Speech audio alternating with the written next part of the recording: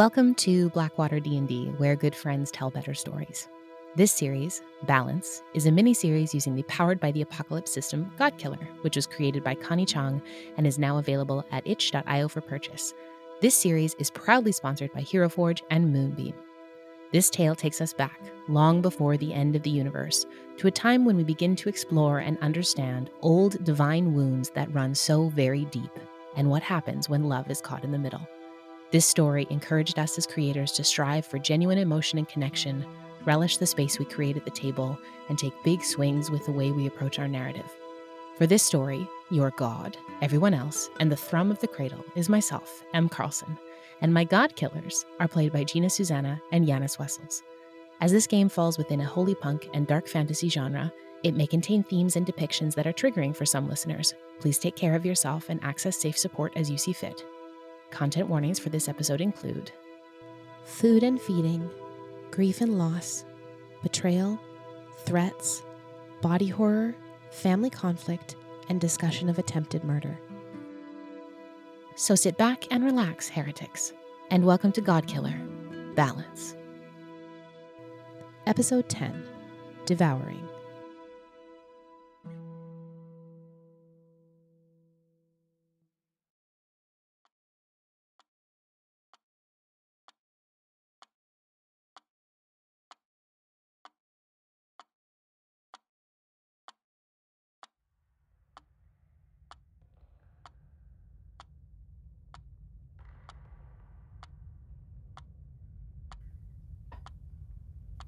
Visitors.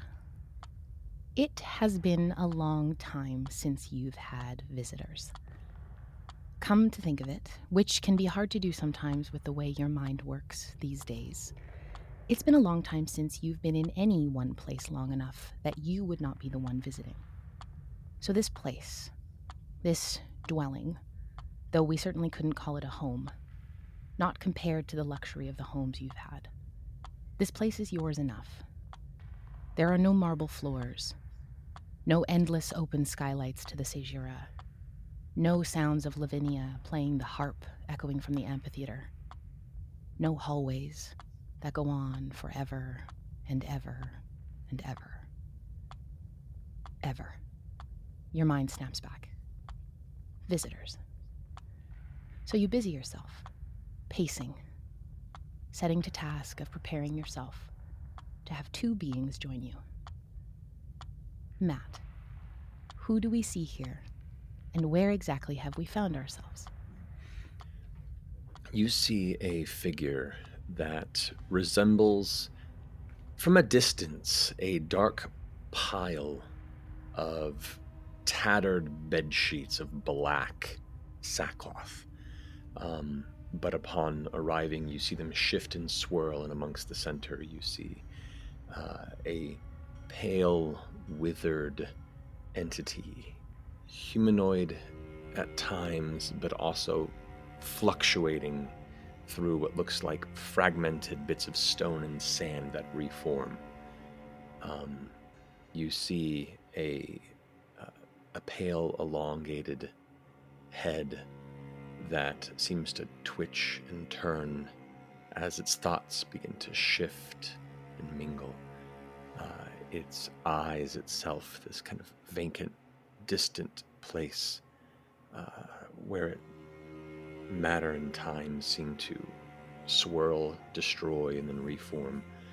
And with each one of those flickers, the chamber surrounding him, this facsimile, this memory of once glorious times, the architecture of these high arches seem to almost crumble into the sand of an hourglass and then reform into lower walls as it's continuously, slowly remaking itself in non-Euclidean ways, the shapes and angles of the chamber, ignoring the expectations of mortal gravity and structure. Incredible. You are so far from who you used to be. It is so hard to even remember anymore. Sometimes you have flashes, remembering your sister and that little bird that used to flicker around her that annoyed you so much. Your mother, ever chiding, illuminated in her knowledge and overshadowing sometimes in her wisdom. And your father, the pinnacle of the pantheon, so proud of you, so determined at the god you were set out to be. Do you miss them? I think I do. At times I do. At times I feel the emotion, but briefly can't know what it is or who I am missing. But then I recall, and the emotion fades. It's hard to experience them both at the same time. I find myself chasing that at times and others shunning it. I think I do. I think I do. In the space that we find ourselves in, did you create it or did you alter it? And how long have you been here? It's interesting. When I came here, there wasn't anything. Just clouds of shadow and possibility. An odd conflux of all that could or might be. And I think once the hunger began to take me, I needed something to set upon. Some structure, some memory, some semblance of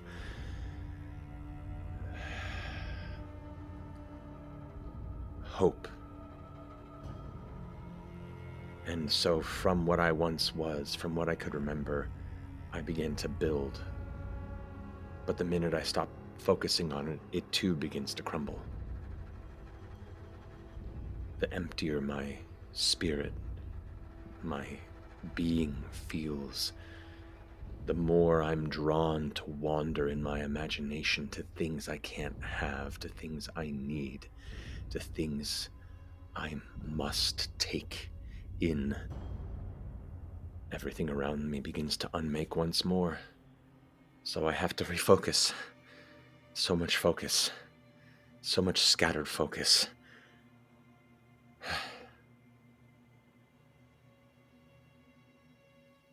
It's exhausting and costly.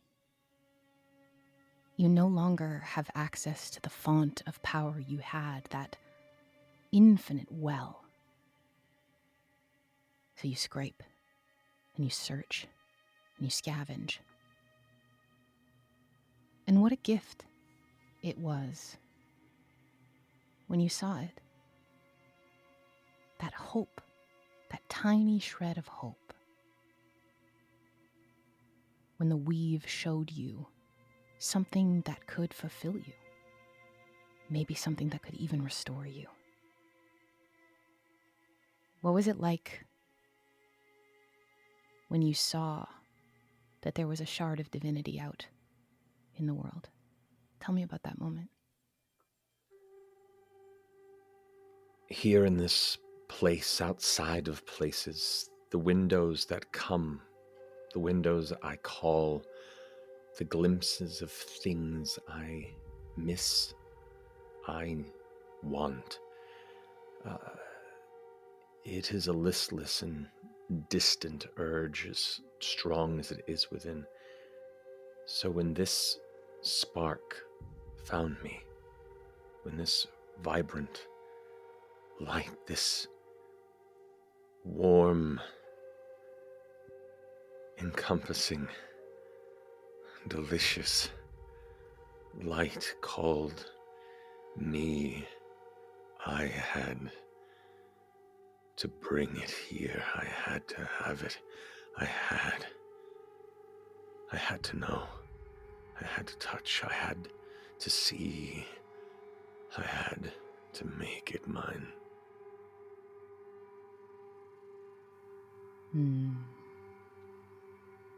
And then even as you think about it, you begin to salivate. And that pang in the low of your belly rings again.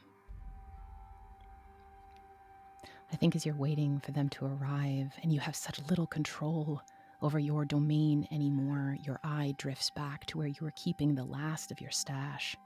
That last little piece of divinity that you had ferreted away, that you had to consume it to get her here. You spent everything to get her here. And I have one last curiosity before we have time move forward. When you consume divinity, how do you consume it? Do you eat it? Do you absorb it? What do you do when you need to feed? When I need to feed, I cradle it in my hands. It sparks a memory of what I once was. In times of light and joy, no matter the size, to hold a shred of what once was a beautiful part of himself, that fabric of divinity, he can't help but have flashes of how things once were. The memories, the warmth, the purpose, the interwoven connectedness, the very presence of time in all of its directions, and the family that he felt connected in its purpose with is there. And that want, that wish to just marvel and keep this is overwhelmed with that need to sunder and devour. And he pulls it apart feverishly, ferally, like a predatory creature ripping into its prey. He begins to pull it apart and press it onto him like some sort of a wanton, wild, maddened creature. And it slowly draws into him like a sick oil. He pulls it into himself, into his form, as it seeps in, the light of divinity slowly vanishing from sight as it becomes part of him. This is a vile and grotesque process. There is such a dark juxtaposition within you, knowing what you have to do to now sustain yourself is such a mockery of how you used to exist. Lavish dinners thrown in your honor by those who worshipped you. Feasting and supping with guests, friends, loved ones. And this is what it's come to. This thing you have to do. Just looking at you, we can see the extent of what a divine curse can do. It's a shame, too, considering you were cursed by someone that you created and were sworn to protect. Time has a funny way of catching up to you, but you know that all too well. As you snap out of this reverie, it's then you hear the whooshing, that rushing sound that you know means travel is imminent. But it's different because for maybe the first time in a long time, you don't feel like you're being pulled away. The weave is not yanking you somewhere else. It's not you. So that must mean it's them. Your eyes turn to a mirror that is leaning on one of these stone and sand walls next to you. It flashes a bright white, and out tumble two beings. One is tall, thin, raven hair, dark features. The other small, fair, with a radiance to her that makes you cower. There she is. There she is. You found her. The weave promised you something, and for all it's done to you, it owes you something.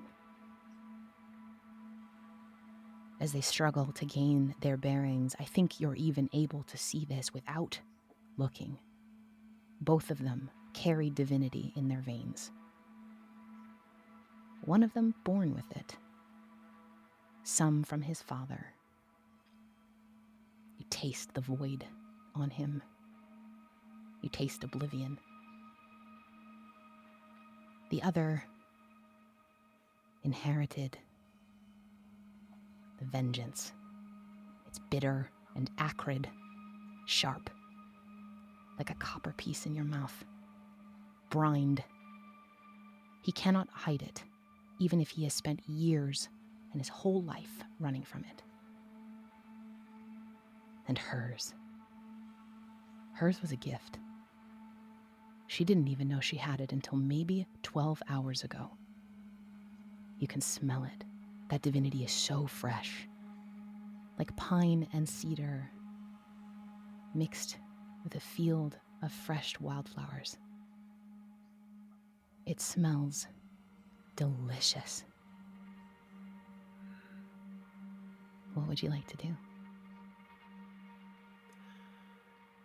As they gather their bearings, the tangled swirl of tattered black material comes to rest gently in a half-circle formation around them, almost like a greeting carpet towards a central celebratory chamber.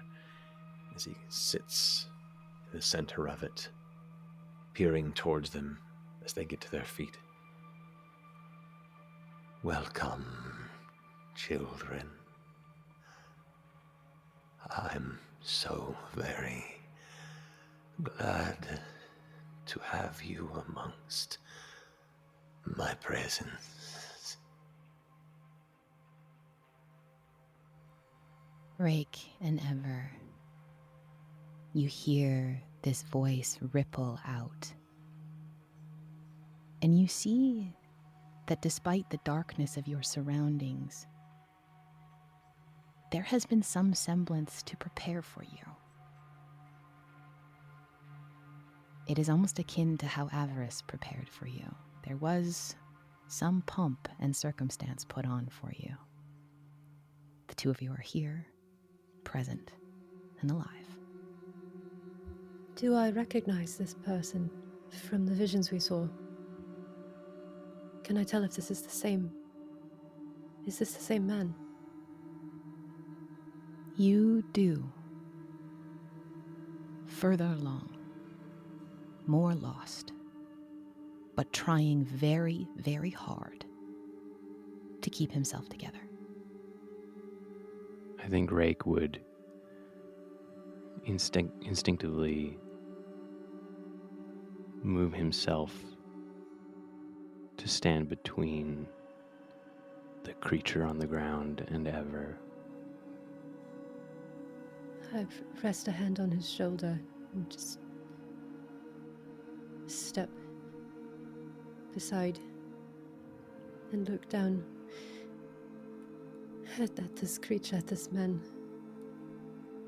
And I think Ever's feeling a number of things, having seen all of these visions. Fear, revulsion, confusion, hesitation. But among them keeps rising to the top is pity. What is he beholden to? What has he lost? What is hunger if not desire? To be trapped in this. A desire that cannot be fulfilled. A deficit. A loss that cannot be closed. To be both starving and empty. What is hunger if not grief? And you know grief. I do. I look to him. Thank you for helping us. He would have killed us. That won't do it all. I sensed your... I sensed your place in the skeins of fate, and it is indeed through these woven threads of time that we come together, you as my guests here beyond everything. I have many questions, many curiosities I have for you both. So, in that I've done you this favor, this kindness, I hope you would do the same to me by graciously being my guests. Yes.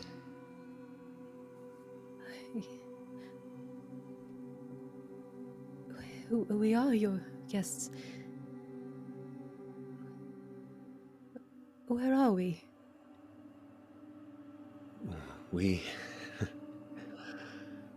We are outside everything. Outside of existence as all of us have known it. This is my home. This is where I reside, forgotten. Now do not fear. It is still my domain, and it is here I can see all that transpires in flashes. What has happened and what will come to be. I am Ungol, the Undying, child of Helena and Solix. Once the everlasting, and now one forgotten, never to die, beyond all that I once called my own. Forever alone and wanting. Until now. Welcome. Welcome. As Ungol introduces himself, child of Halinea and Solix. Solix? Who is Solix? Halinea, you know. Goddess of light and stars. Mother of Alcea. Goddess of fate and intuition, the reason sister. But Ungol, a true god lost to time. And I think it strikes you both that this is the first time that you have ever heard or seen of a god that no longer has control over their domain. At the whim of it, instead. Well, you're no longer alone. We are honored to be your guests, and thankful for your kindness and rescue. How can we hope to repay this debt? You said you had questions. Yes, questions. I have much needs to fill.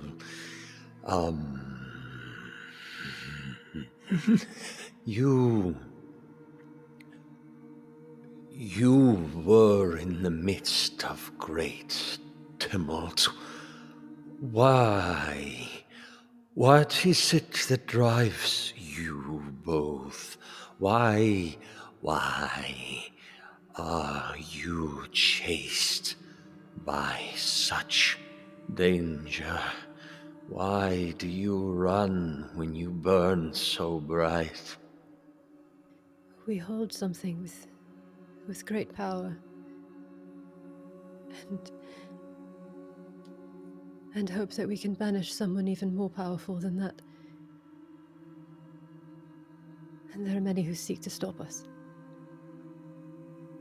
I hope you will not be one of them. They cannot reach you here, I assure you. They wouldn't know where to find us. But you still speak in riddles? Who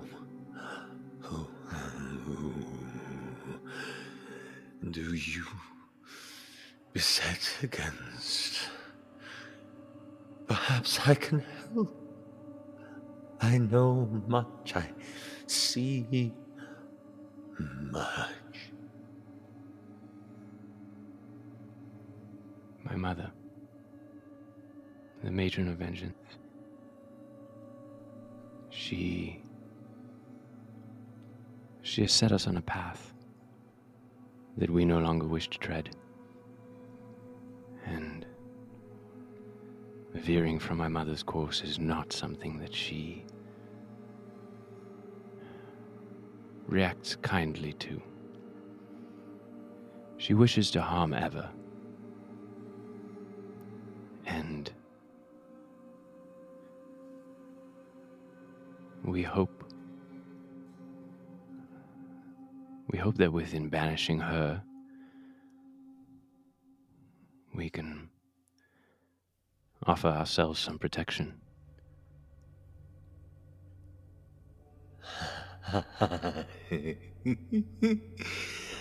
How curious. Let me see your faces. As the swirl of blackened, shadowed materials flicker like the sound of 1,000 flags in a hurricane, he shifts and pulls forth from the shadow the withered, pale form.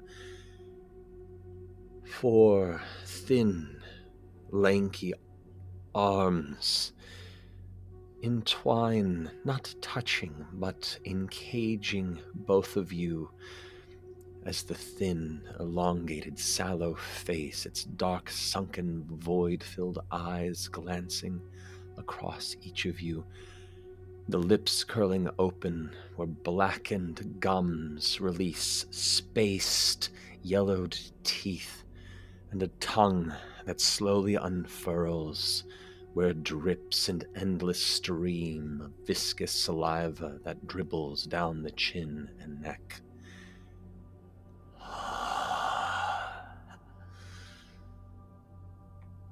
There is such light and potential here in you. He pulls back. I may know a thing or two about this. Goddess, you speak this matron. Perhaps I can help.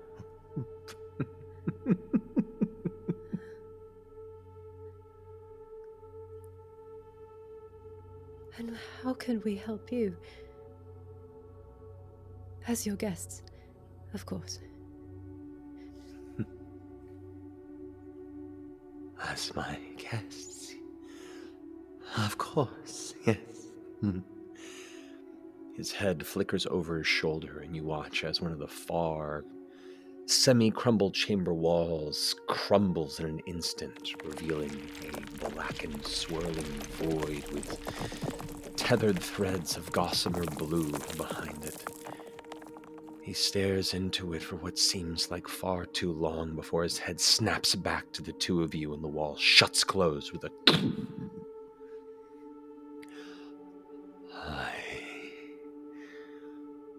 I am so empty. I have an endless longing, and you, kind children of divinity, can help absolve me of this endless hunger.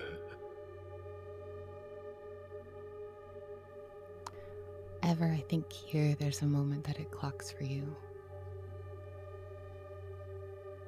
When you told him of the object of power that you came in with, my sense is you were referring to the knife. And that is absolutely not the object of power that he is talking about. And Rake, I think something dawns on you as well, is that every piece of information you have ever learned about your mother has come from your mother. And here is someone in front of you who has so much more knowledge,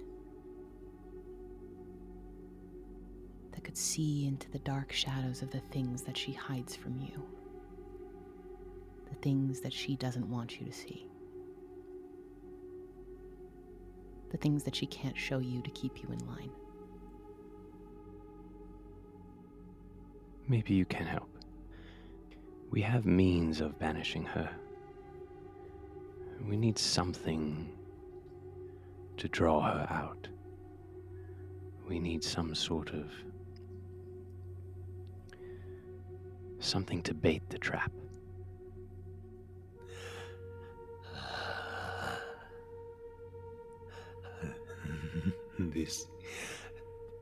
This I do know. I know well where she was, where she'll be, and why. I can help. I can. I promise you, I can. As he leans in, this darkened smile curled up past, almost too far beyond the edges of his withered mouth. A finger of one of his multiple arms seems to almost beckon towards Ever. And as it does, this faint scent begins to permeate the space around you both.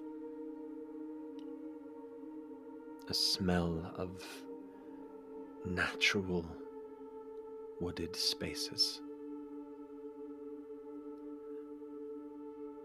I am so very hungry. And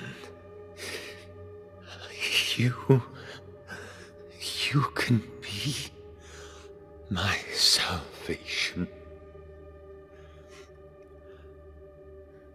In return, I can give what you seek. I can tell you what the mistress hates most. What will pull her from the places she hides, where you can banish her to spaces darker than that which I have been cursed. Here, a bit of offering to show my good faith.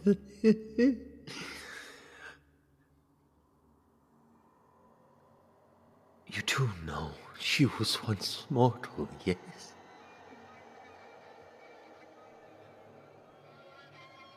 Before she ascended,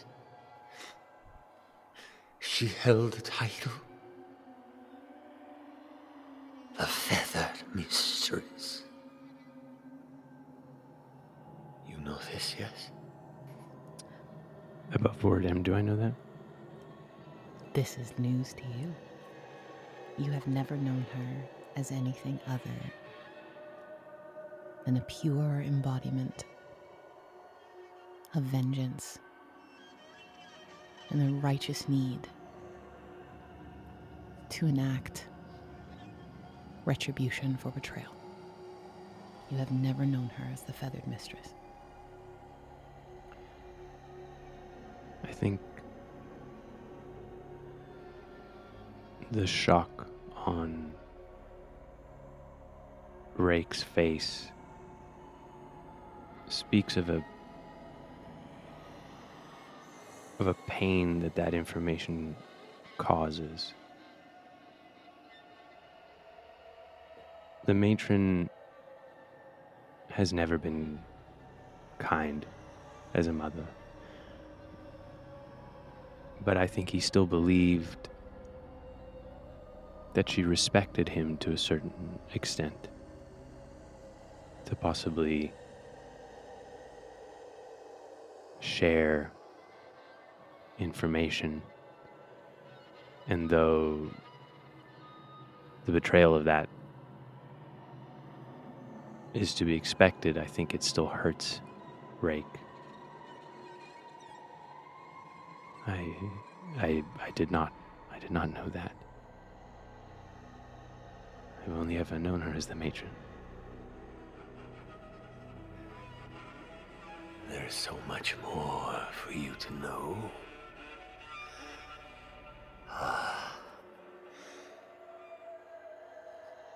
Did you know of her home city before she ascended to the Feathered Mistress?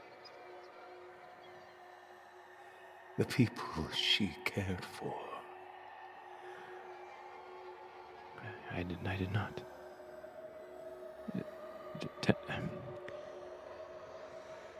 What would you ask for in return for this information?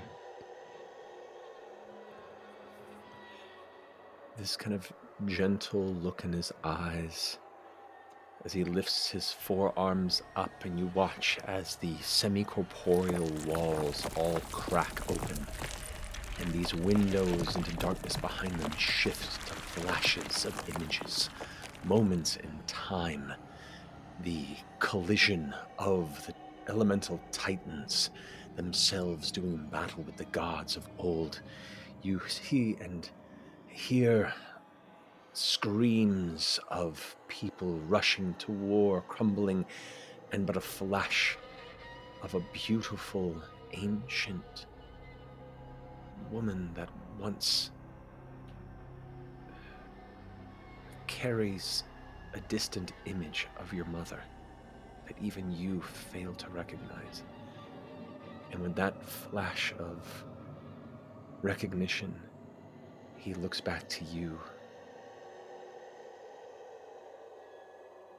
For all this, I wish to taste of your gift.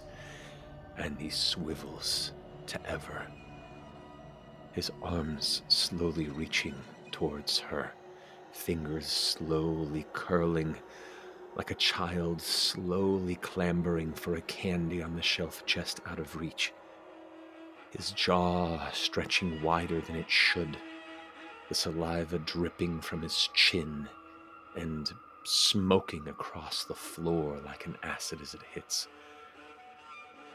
You carry within you a shard.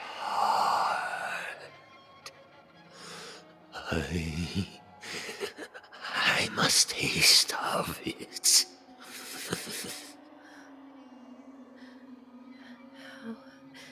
How can I? I would if I could. How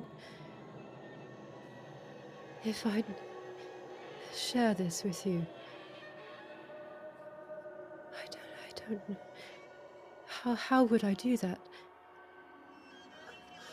I can I can I can show you so much. You have to offer it to me freely.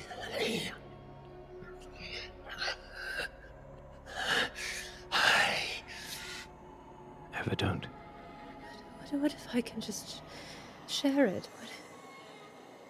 Ever don't. I think I would like to try something. Absolutely. What would you like to do? Man, even I forgot I was here for a second.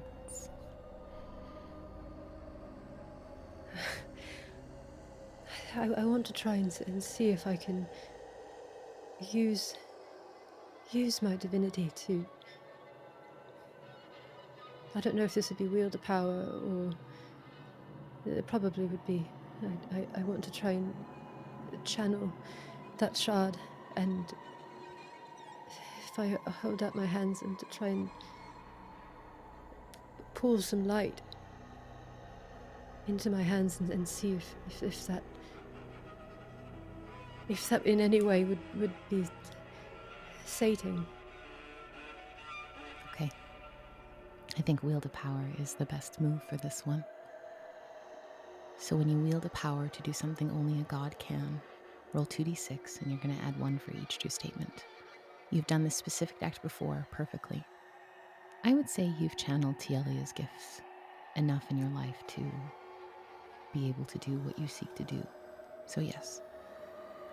Are you desperate for this to work? Not yet. Okay. And you're close to a shrine, lair, or domain of the god you took this power from. You are not. So that's going to be 2d6 and you're going to add a +1. 5 and a 2, so 7 plus 1 is 8. Okay.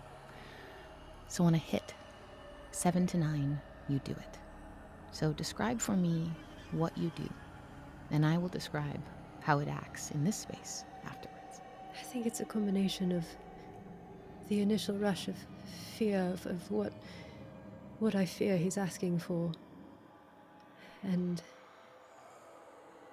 a wave of calm, knowing I have this gift in me, and all I've wanted to do is share it. Ever since I found out. Not keep it for myself. And I think I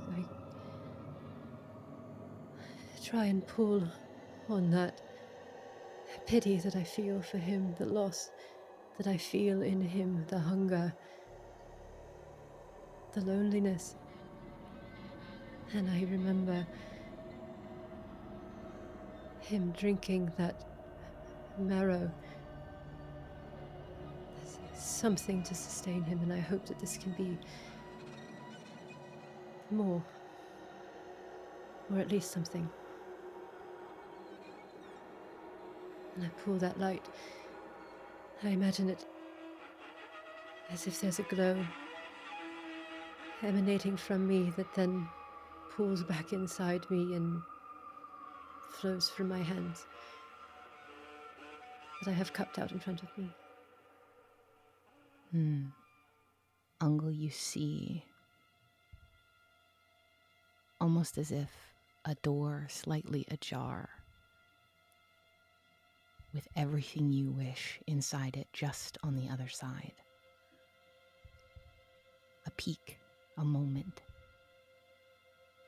where a fraction, a taste, a speck of this divinity pulls out from Ever's chest, channeling down her arms, circling like vines, like crawling ivy and morning glory that center in her hands, and it is the color of a sunset, golden light. You can smell fresh cut grass. You can smell peat and a heady floral. It is almost overwhelming to your senses. It has been so long since you have been around something that smells this good, not to mention the fact that it is pure divinity. She has no idea of the power that sits inside her, and she has cupped an amuse-bouche of it in her hands in front of you. And you feel like if you pulled on that thread, there is a whole spool of it just behind it.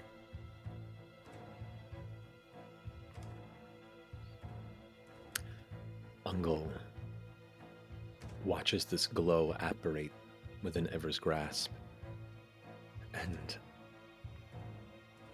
with a tense, conflicted reach of absolute, bottomless hunger and fearful anticipation of something precious, he slowly reaches and plucks this light from Ever's hand and holds it before him gently, like a newborn. Something fragile and beautiful. And he looks to it with a softness and a reverence, like he's peering into childhood memories, and smiles as he digs his fingers into it and tears it into pieces, the golden light dripping like nectar as he aggressively swallows it and smears it across his throat. He laps hungrily at this fraction of divinity, licking his fingers and pressing it across his body. This ghastly presentation takes but a moment before he takes a breath and sighs into it.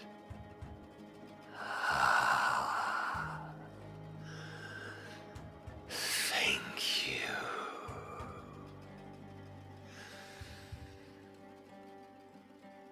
He turns to Rake. Long ago, during the Dawn War, thousands of years ago, your mother took a physical form upon her home city of Manta to defend her people from the roaring destruction and chaos of the elemental titans. She rose to defend those who looked to her in her historical time, and past her ascension, they clamored for her protection, and she came.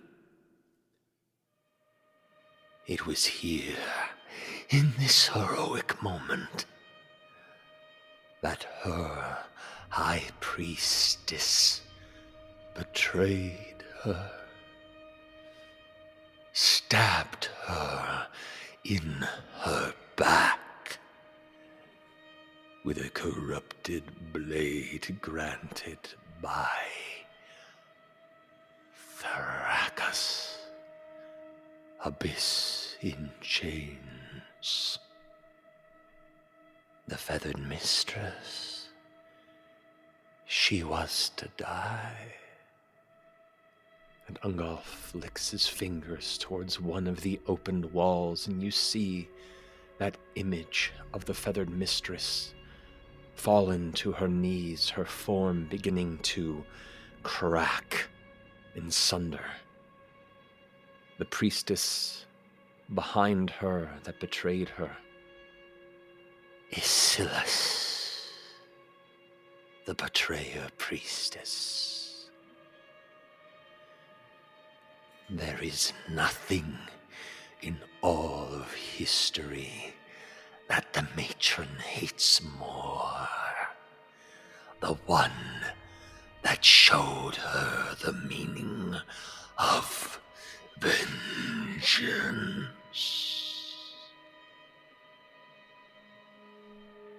But it was the young sister of this betrayer, Nepthysicat, who saw this betrayal and saved the feathered mistress by sending her away to the negative plane of energy. A place not unlike my prison. Isolus died in this process, gone to the fated ages. And her younger sister,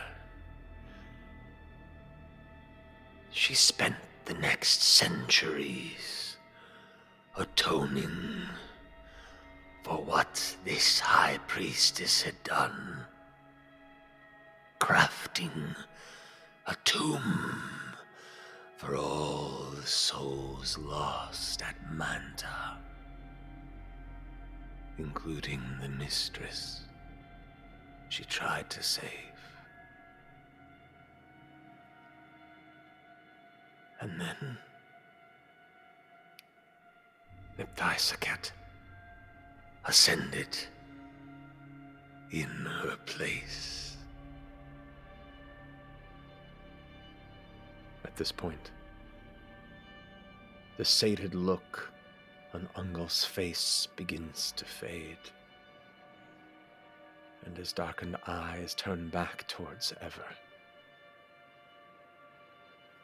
The tongue lolling longer, and that saliva beginning to flow once more. You see, the mistress laid bound for millennia in this plane of negative energy until she was set free, fractured, steeped in torment. She claimed her new domain, the domain of vengeance. Not a true god, but an avatar of wrath, beyond the same laws of godly death. She too now hungers for the vengeance that she has endured, feeding on the wrath of the world. Ungol now grows close, his arms beginning to encage Ever. The matron despises Nepthysicat and will do whatever it takes to kill her 1,000 times over.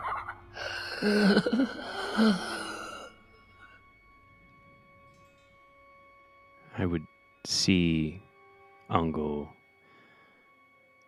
moving on into Ever's space. I have another question for you, Ungol. Seeing as you know so much, I would know, with your hunger and your desire, do you still feel love? Or just know of it? Ungol's head shifts briefly from Ever to Rake.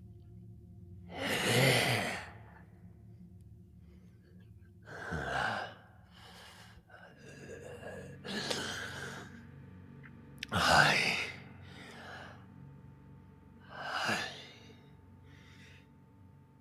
think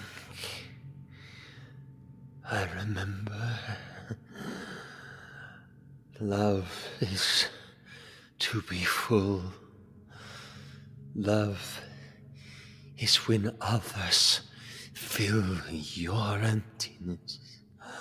Love is when you are no longer empty, alone.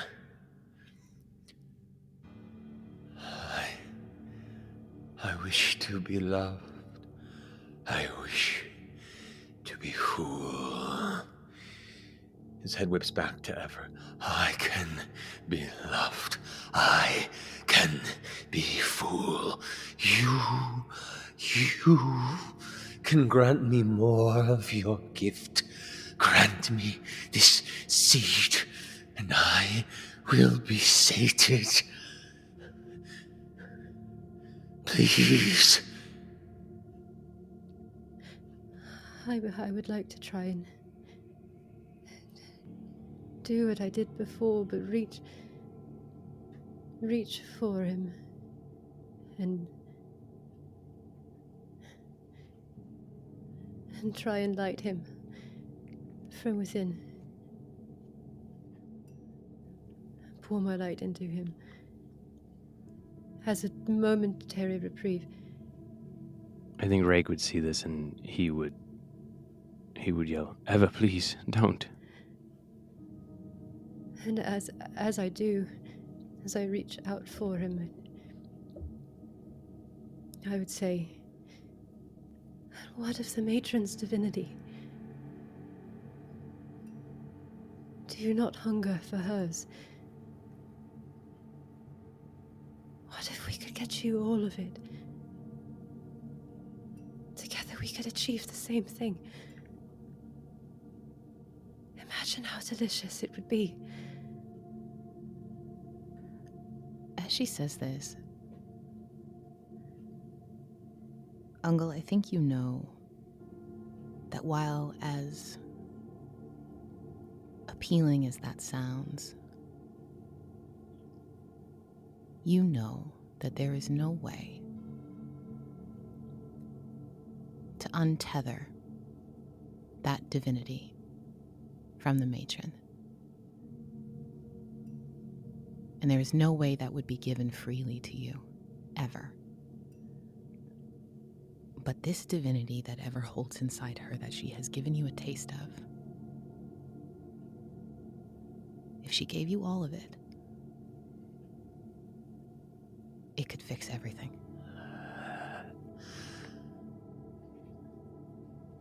I think Ungal, hearing this,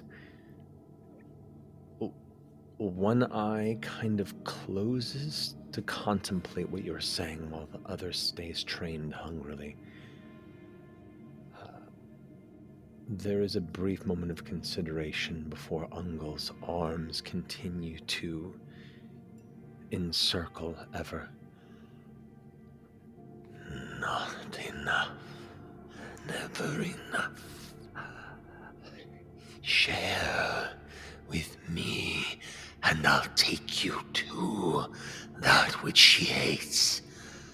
Her time is mine. I live between the weave of then, now, and what's to come. I can take you there, but feed me your gift. Feed me. I can't give you all of it. But I can give you some. He didn't ask for some.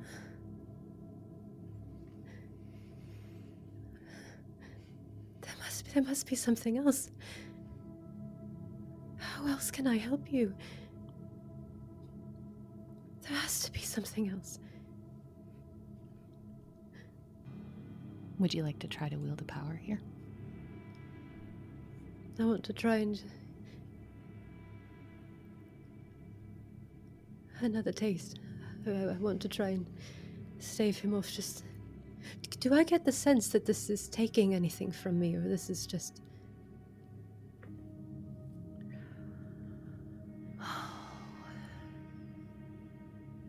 You have always had gifts from Tielia, the small hedge magic that every person from Temiset has. And that's what you gave him in that moment. And you saw how fleeting that was. You saw how quick that was used up. What he asks for, that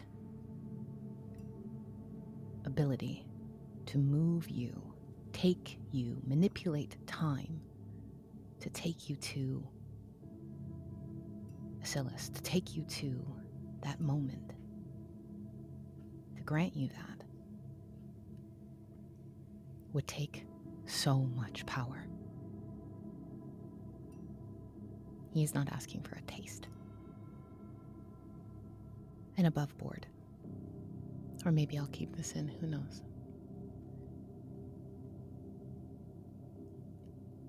If you wish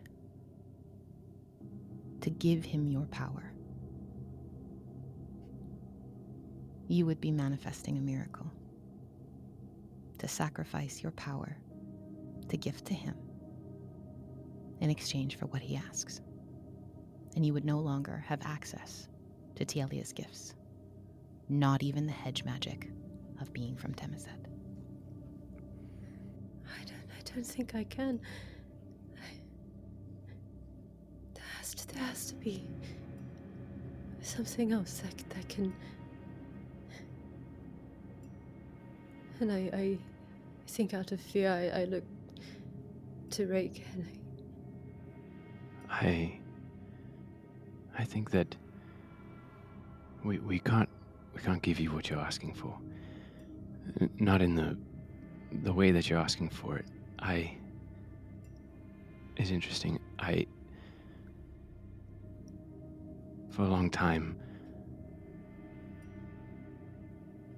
I thought of love like in the past tense. I love people who had been, who are no longer here. But the thing about that is, you end up loving a memory. And as much as that love still carries weight, it doesn't allow you to change. But when you love someone in the now, they change. And you learn about them. And it makes you grow, it makes you change. Fear can change you, but only because it removes pieces of you. It hones you down into the barest of who you are. And I think at that he would look at Ungol and see someone who has been stripped of large parts of what he once was. I've found love again. And I feel myself growing. I feel those pieces of me that were taken coming back. And it's made me realize that who I was before, what I did before, though I still bear responsibility for it, it wasn't my fault that I was like that. It's not your fault that you're like this. Yes, it is. It wasn't my fault that I was like this. You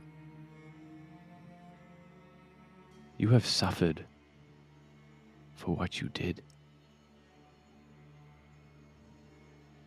But you are still loved by those you left behind.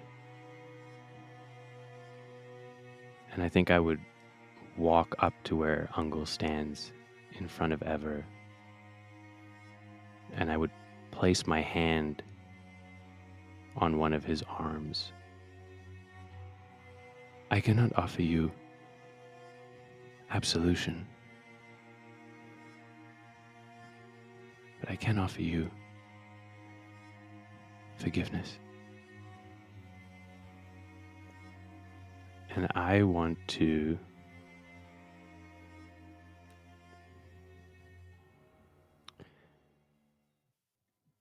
I would like to manifest a miracle. Okay. So when you wish to manifest a miracle, sacrifice a power. Describe how you channel that power into the world to its fullest potential and erase it from your sheet. You can never use it again. What would you like to do here? I'm going to sacrifice the power that I got from Teo, The power of creation. the power of creation. And I'm going to, I think what Ungol would see is Rake is standing with his hand on his arm, and over his shoulder, actually before he saw it, he would hear the clicking of boots on a stone floor. And walking towards them, he would see the man that they saw in that vision. The man that he once was. You see an image of yourself, Ungol. A faint memory. Suave. Tall. Impeccably attired. Put together. Your favorite suit. Your heels clicking down that tile and stone floor of the Lacassian amphitheater. Your very own metronome.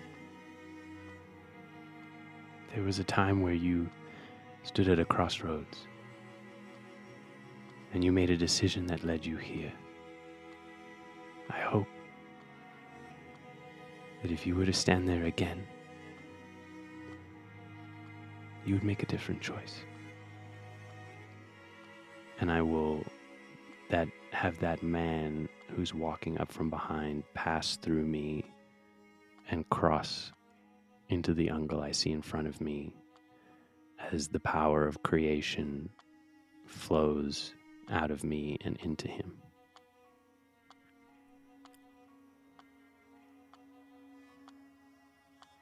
Now this is something new. Different.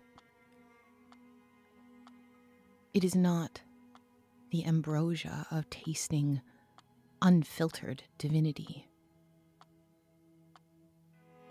This is divinity with purpose. This is divinity with shape and form from another god. From Teo, the lost, the god of humanity, that was gifted to Rake, which is now being gifted to you. As this power flows into you, you know he will never be able to use this power again. To what ends you could use this power, you do not know. You've no idea how long it would last. But it's yours. You didn't have to fight for it. You didn't have to scrape or scavenge for it. A gift. And as this miracle manifests, Rake, you feel the power leave you. And you may never draw from it again. As the image of Ungol the Everlasting, the entity that it once was, kind of enters, and that sensation washes over. Ungol, who had been kind of crouched and circled around Ever, steps back and recoils to the back of the chamber, like a rapid darting of black material, before encircling himself within his robes. The chamber around everybody begins to quake for a moment. The strange arches and hallways seeming to crack and twist into themselves.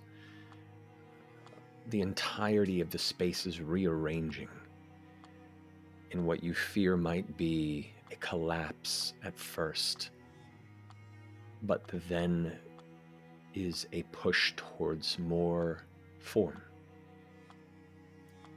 What was once strangely bent and odd dimensionality to these various walls and chamber spaces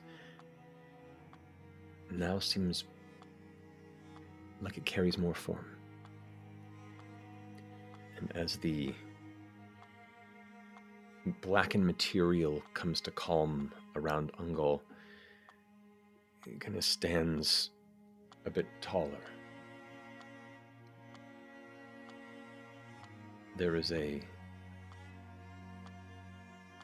renewed, unfamiliar sense of confidence that perhaps wasn't there before. The fractured, scattered essence is a little more pulled together in this moment.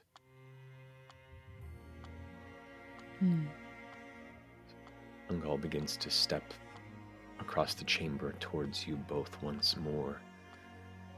The previous silent skittering that seemed to connotate his approach, now almost clicking like a familiar sound of boots. I would encourage you to find your sister. Things cannot be how they were, but it doesn't mean that they always have to be like this. Ungol gives a nod as he approaches, his sallow form slightly healthier. There is a hint of that suave, different man that you conjured imprinted upon him for the moment. His black, void-filled eyes themselves with a bit more color. I am grateful for a momentary reminder. And your words speak from a place of endless compassion. Were I not lost to circumstance, I would do as you say. But the tragedy has and always will be mine to bear.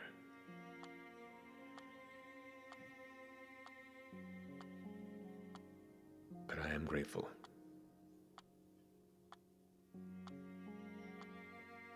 No one is beyond reach. Not even you. We found you. Didn't we? It has been so long since I remembered who I was. And I know in time that memory will fade again, leaving only that desperate dark void. This is the curse left upon me for what I've done. This is my penance. If there ever is an opportunity for redemption, not for me to take that step. This is my prison. But perhaps you're not wrong. It could not be by my hand, however. As someone who has spent some time wandering in the dark, it's helpful to have a light. If not to guide yourself directly, at least to point you in the right direction. Find something. You don't have to be alone.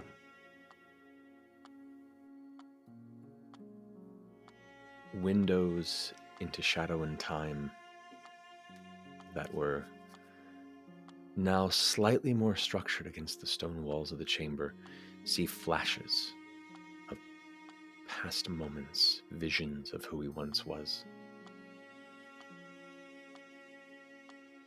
Maybe in time. For time is a thing I know all too well. You cannot stay here. The hunger will take me in time. And here where the very essence of it is malleable, who knows how soon I'll come again for that threaded shard, that spool of light that rests in you ever. What if we can find a way to break this curse? It has to be possible. There are many things in this universe that are impossible. Until they aren't. But until then, you have a matron to deal with, do you not? As he turns to Rake. We do. And I am so thankful for everything you've shared. I am grateful, ever,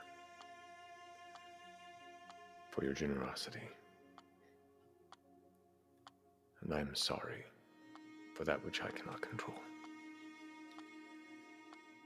And before I lose what control I keep here, let me grant you one last gift. As he lifts his forearms up, you see these threads of sand and light begin to swirl and encircle like a helix from multiple directions. Let me use what I can to send you to find what it is you seek. That which will draw your mother from hiding. That which she hates above all. Let me send you to the Battle of Manta. This gate of sand and time and space appears in front of you, and you watch Uncle do this. There is an ease to his movement, a memory that sits within his body and his form, now that he has a slight grasp on divinity once more. And because this interaction has gone as such, Rake, I'm going to have you roll to spare a god. So when you confront a god in their true form, but relent at the last moment, describe how you spare them, which you have. You saved them. And you're going to roll 2d6.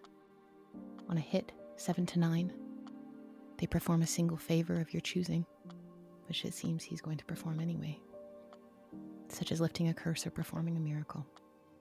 On a strong hit, 10 plus, you can bind them with a curse of your own. You say what they must never do, and they must obey. On a miss, the river seals your choice. Your mercy is eternal, and you can never kill them, regardless of how they trespass against you in the future. Regardless of your role, you receive a semblance of their power, trading one power for another. I rolled a 2 and a 5 for a total of 7. Okay.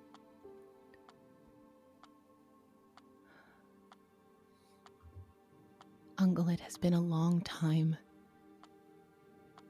since someone showed you mercy. And I think even longer since you felt worthy of it. This mortal, this godling, has gifted you something that you have never thought to grant yourself. Compassion. Forgiveness. And that maybe, just maybe, someone other than yourself has a little bit of hope in you. and Rake, as you reach out to touch that portal, interacting with its magic, the true magic of the river, you are granted the power of time manipulation. And you can add that to your sheet. And I think before Rake crosses through the portal fully, he would look back to Ungol, try and find the line between where the punishment of the curse ends and the punishment you inflict on yourself for what you've done begins. Maybe I shall, in time. Be well. And he'll step through the portal. Ever as you see Rake go through, is there anything you'd like to do before you follow? I watch Rake move through. And I turn back to Ungol and I move in and I hug him. I wrap my arms around him in between the arms that are raised for the portal, and I just hold him for a moment. I imagine it's been a long time since he's felt anything like this. And I want to try and warm him. Just for a moment. I'm not going to make you wield the power for that. You do so easily. And Ungol, as she embraces you, you feel it's not hot, but it's kind. And that is the warmth you feel. And I think it strikes you, knowing that she is the steward of Tielia's gift, that she could not have picked a better steward. Ungol is certainly taken aback by the first series of actions of empathy that he's encountered to memory. Still feeling that massive dark pit in the depths of his soul in her proximity, the golden radiance of that shard within her, that Tielia's power, he can still feel part of his essence wanting to pull it from her at this proximity. His arms, the secondary smaller set, seem to reach instinctively for her, like they once did when trying to pull the rest of that golden thread that was offered. And he tenses and pulls those arms away. The nature of what he once was, for once winning over the nature of what he's become. For now. I pull back and I look at him. No one is beyond reach. No one is beyond forgiveness. Thank you. And I turn to walk through the portal. The last thing you hear as you step through the portal is, "You hold forgiveness for me in your heart. Do you hold any in yours for her?"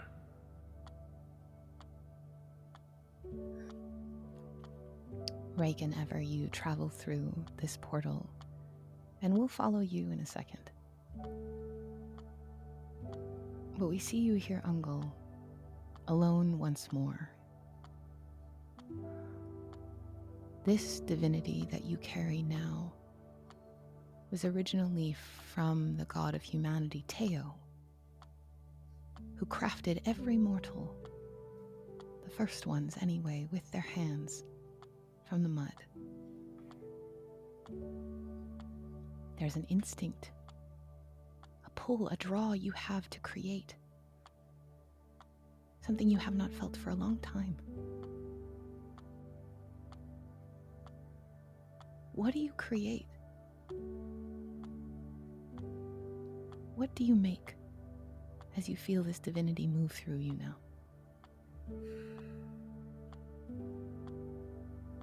The first thing that he creates is a chair from the surrounding stone, where he truly sits to rest for the first time, in spite of the hunger. And there, in that quiet moment, this brief beat, where the hunger has not consumed him entirely, he rests his face in his hands at his knees and he sobs. True emotion, not filtered through hunger, sadness, grief, joy, a flood of everything all at once. You feel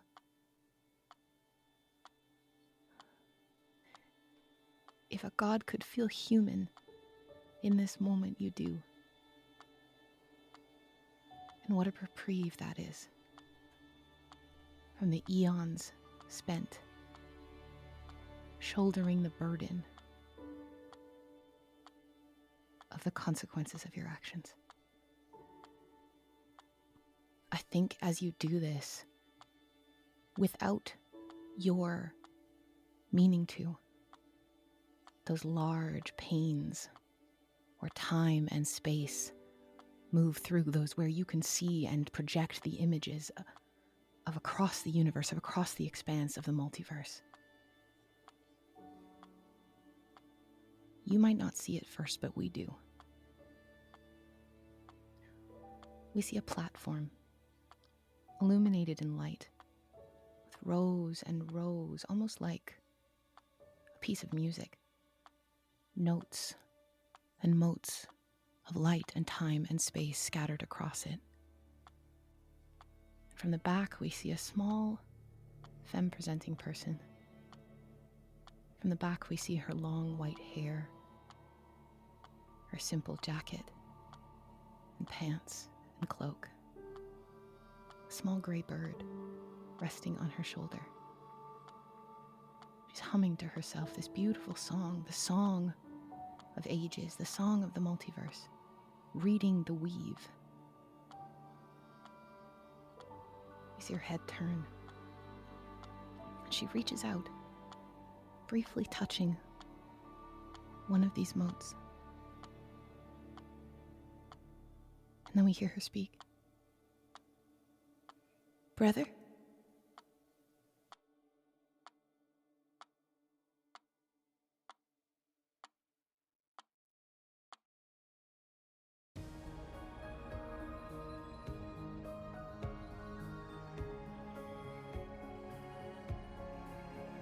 Godkiller Balance is performed by M. Carlson, Gina Susanna, and Yanis Vessels.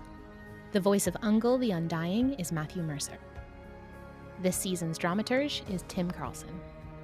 Special thanks to our campaign artist Mishi, who you can find at MishiArt on Twitter. Our main theme for this episode, Light and Dark, was composed by Sean McRoberts. Character and location leitmotifs composed by Cy Rutherford of Sounds of Adventure. Music and effects by Epidemic Sound. For more stories, come follow us everywhere at Blackwater D&D, and make sure to check out our main campaign on Monday night at 8 p.m. Pacific at twitch.tv/BlackwaterD&D. To play your own campaign of Godkiller and dive into your own divinity, go support Godkiller by purchasing the Ash Can on itch.io today, with the print version published soon by Evil Hat Productions. This show is made possible by our sponsors who graciously support us playing pretend and having feelings about it.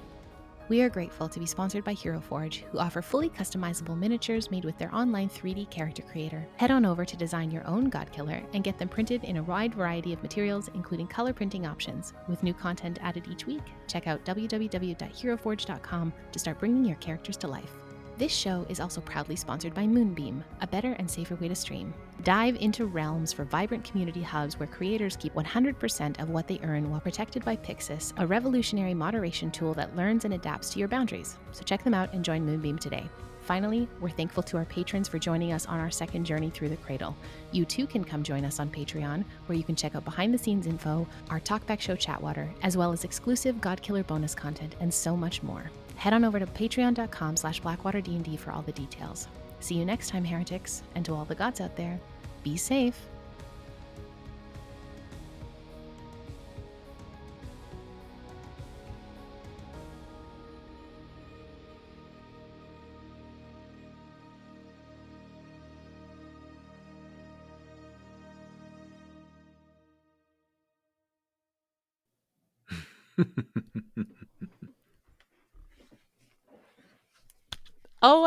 Oh, I'm grinning. Oh, that's so wonderful. That was fun. Oh, man. You Oh, Matt, you were incredible. Thank you so much guys for were joining great. us. That was awesome. Well, thank you. Thank It you is for playing such with a us. joy. I was texting my husband Tim, who is our DM over at Blackwater, and Ungol has been a god I have not been allowed to touch at all. And so when you had agreed to come on, we were trying to. I was like, okay, who would be a good one? And Tim was like, Matt should be Ungol. I was like, excuse me, you're gonna let me, you're gonna let me play it. And so Hell yeah. I could not think of a better person. And just hearing you like just so seamlessly weave that lore in, that's like a literal music of the multiverse to my ears. So thank you so From much. one GM to another, I know the love and joy that goes into world building and the challenge of naturally Right? weaving it into the story. And as soon as like I got some of this, I was like, well, I got you. Yay! Oh, that was friggin' beautiful.